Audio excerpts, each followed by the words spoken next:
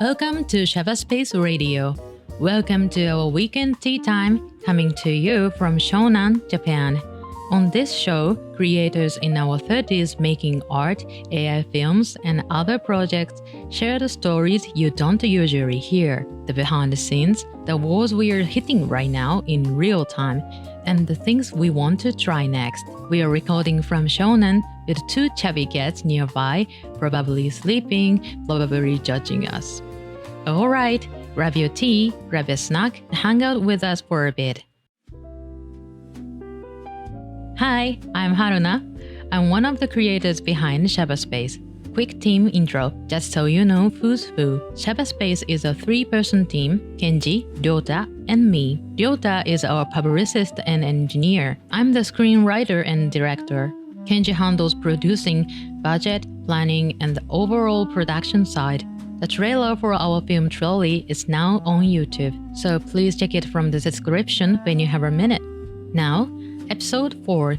Today, we are talking about classical music, especially Mozart. More specifically, we will dive into why Mozart can feel beyond the emotion and how that changes the way we listen.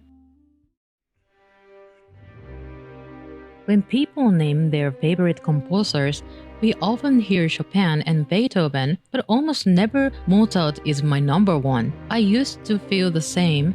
I listened to Mozart a lot to calm down and fall asleep, but to be honest, many pieces sounded similar to me. Kenji's view was almost the opposite. The very things people criticize, being repetitive, feeling flat, not having big drama, are exactly why he loves Mozart. He feels that Chopin and Beethoven are full of clear stories, heartbreak, struggle, passion, the feeling of the very human life unfolding. Mozart, in contrast, feels less like a character style or more like wind moving, birds singing, or water flowing, almost like the physics of the world. Listening together, Mozart music often feels like a documentary of nature, not a close-up of human drama. And maybe that's the one reason people say Mozart is good for babies or smart kids. The sound feels neutral and ordered. We focused on Kenji's favorite piece, Mozart's Symphony No.41, Jupiter. He told me that in the first and fourth movement, he does not feel personal joy or sadness. Instead, he sees a large body rising into the sky or objects simply moving through a vast space. As we listened, I noticed that even when the harmony changed, it did not sink into despair the way a Beethoven piece might. The notes go up and down, but it somehow never becomes heavy in a human dramatic way.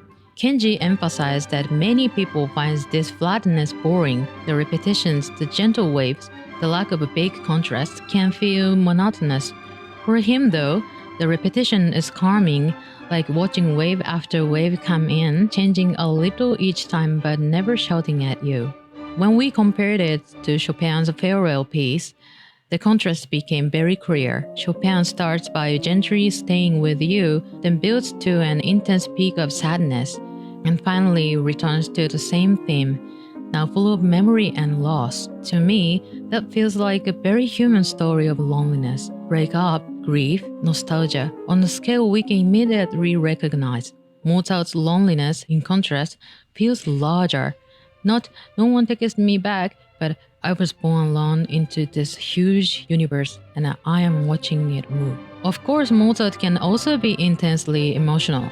When we listened to the overture to Don Giovanni, it felt dark and heavy from the very first note, like a graveyard at night, a people crushed by fate. The images come so easily that I could also picture a specific scenes, even without knowing the detailed story. Then we turned to a magic fruit, and I was reminded how seductive and dangerous Mozart can sound. Elegant on the surface, but with something sharp underneath. I often imagine a witch cornered a young woman trying to control her or slowly tighten an invisible net around her heart. Kenji's view was connected to the film Amadeus, where Mozart appears messy, childlike, and slightly irresponsible in daily life.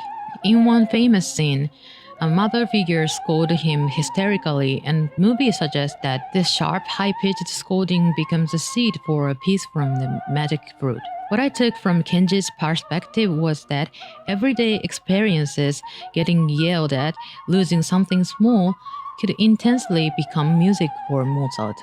There is even a story that as a child he loved the ribbon so much that when he lost it, he wrote a piece titled something like "The Ribbon is Gone."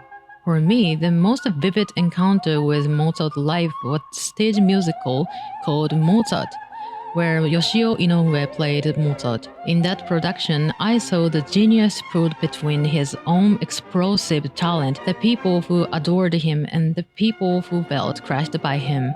There was also a child Mozart on stage, and also godlike figures watching from the side, which made his inner world very visible.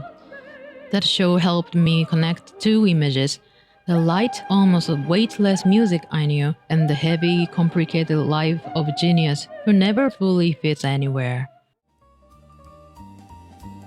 Thank you so much for spending this tea time with me and with this episode. By the way, the full version of our film trilogy is finally available to watch online. Please check it from the URL ad in the description. Shabaspace also runs a small fan club. There we share real-time updates on our film project through blog posts, and you can listen to our soundtrack as much as you like. Next film is Fantasy. We've prepared several parts that are only available there, so please have a look at the page if you're interested. See you in the next episode. It's Haruna from Shabaspace.